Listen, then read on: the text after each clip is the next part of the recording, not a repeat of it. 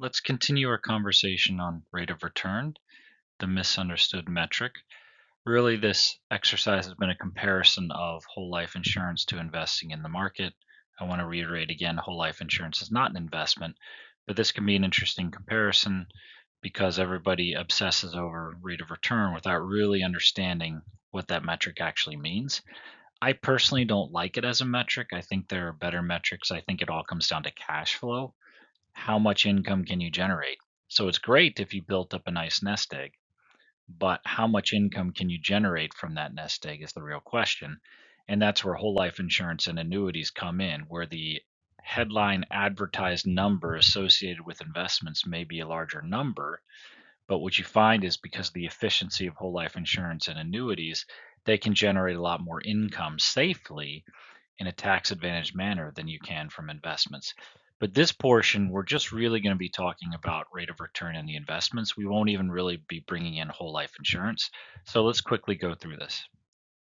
So just to reiterate, this is from our previous exercise where we have $25,000 to invest each year. We're going to put that in the S&P 500 over the next 30 years. We're going to assume a 1% management fee and a 25% tax rate. And we're going to subtract $2,000 annually to pay for term life insurance. So in part one, we were comparing it to a whole life insurance policy. We will not be comparing it to a whole life insurance policy in this portion, but we're keeping the numbers the same. So instead of 25,000, it'll be a net of $22,961.70 that we'll be investing in the market each year. That's to account for the cost of the term life insurance policy. This whole life insurance portion, we can reiterate again all the benefits of whole life insurance. But let's move into what this market asset, what the market returns looked like historically over the past 30 years. So here's what you think you're getting.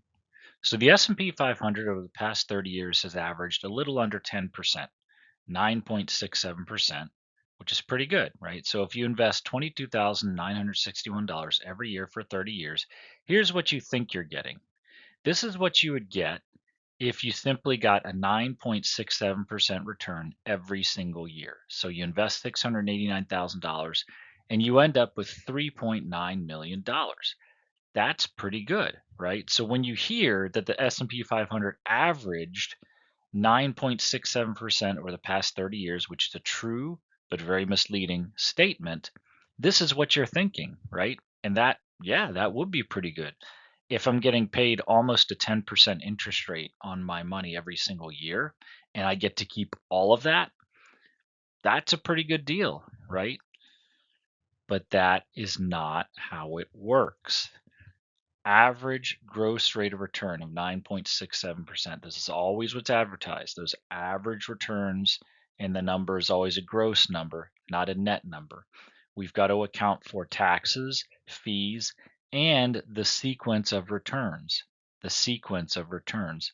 When those returns happen matter dramatically. If you wanted to retire in the wake of the 2008 financial crisis, obviously you probably didn't know there was going to be a market crash and maybe you were planning to retire that year, your average return would still probably be pretty good over the past 30 years. But because there had just been a market crash, you just lost 30% of your portfolio. So your real return would be a lot less. Now you've got to wait 3 or 4 years for your market assets to recover before you can retire and then hope you don't have a market crash in the first year of your retirement. So the sequence of returns risk is what this is called. When those returns happen, make a big difference. And there's so many other things to consider too. I'll just go on a little tangent. Yes, you can have money invested, but what are you doing with your safe money?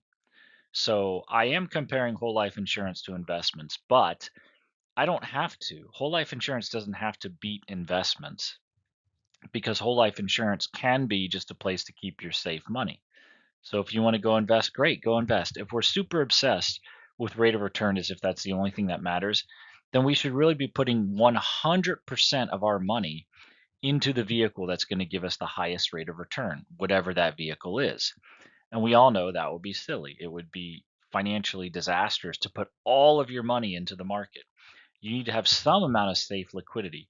You need to have some defense, some insurance policies, right? And that's where whole life insurance can play into this. So it's not an either or scenario. I don't want to fall into this false dichotomy. If you want to invest your money in the market, great, you can go and do that. That doesn't preclude you from having a whole life insurance policy where you're going to keep your safe money, your safe, liquid, accessible capital. And for the purposes of this exercise, we're not even going to get into whole life insurance. We're just going to show what you think you're getting, which is what I've depicted here. A straight up 9.67% return every single year over 30 years gives you $3.9 million in value after investing $689,000. So this is what we think we're getting. Looks pretty good, right? Now here's what you're actually getting. So we invest the same $689,000. We actually end up with only $1.4 million. That's not as impressive. Wait a minute, I thought we were averaging 9.67% over 30 years. Well, yes, we were. We were. And by the way, if I had run this to 2020 instead of 2023 or maybe 2021, where we end it right after the COVID crash, this would look a lot worse, right? This would look a lot worse. I allowed it some time to recover from the COVID crash, so I can make the numbers be even more dramatically off.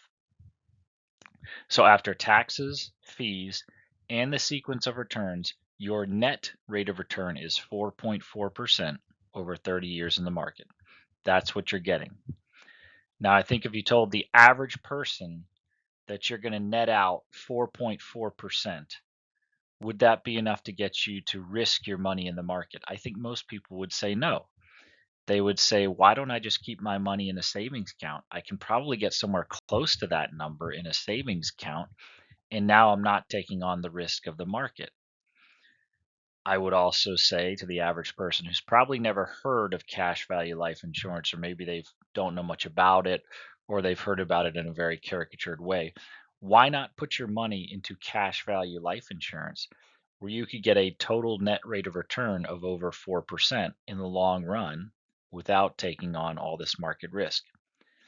But this is the other thing I've been showing is that when we compare rate of return in the market to rate of return in the cash value of a life insurance policy, first of all, it's the wrong comparison, but it's not an apples to apples comparison because the rate of return that's advertised in the market is not what you're actually getting. They're always advertising an average gross rate of return. Well, that is not what you're going to get. You're going to get a real net rate of return. And in this example, the advertised headline number is 9.67%. But what you actually get is 4.4%. Whereas when we look at cash value in a life insurance policy, what you see is what you get. All the taxes and fees have already been netted out. There are no taxes due on it, and the fees have already been netted out. So when I say you earn 4.4% or actually more, the way I design life insurance policies, your rate of return is going to be north of 4% over the long run. That's what you actually get. Not to mention the death benefit, not to mention all the other benefits of whole life insurance, the guaranteed access to policy loans with no repayment terms, the creditor protection, the long-term care protection, etc. So this is what you're actually getting. Mathematically, downturns in the market hurt you more than upswings help you. This is what's important to understand. Why do downturns in the market hurt you more than upswings help you? Because when the market crashes down, your portfolio now is coming from a smaller value, so it has to work harder to recover. So if the market drops 50% and then the market goes back up 50%, most people would think, oh, okay, so you caught back up, you broke even. No, you did not. Because that 50% upswing is now coming from a smaller base, a smaller number. So you have not broken even. You have not broken even. If the market drops 50%, your portfolio then needs to go up 100% just to break even. Just to break even. Moshe Milevsky did a study on this called In Defense of Annuities, where he showed that it's actually more important to protect yourself from the downside than it is to maximize your upside in the market. He did a study where he showed if you remove the worst 15% of the market performance and also remove the best 15% of the market performance, you ended up with a better overall return by a pretty substantial amount than if you just stayed fully invested all the time. And that's some of what's being shown here. So there's the sequence of returns, there's taxes, and there's fees. So to summarize the comparison, here's what you think you get.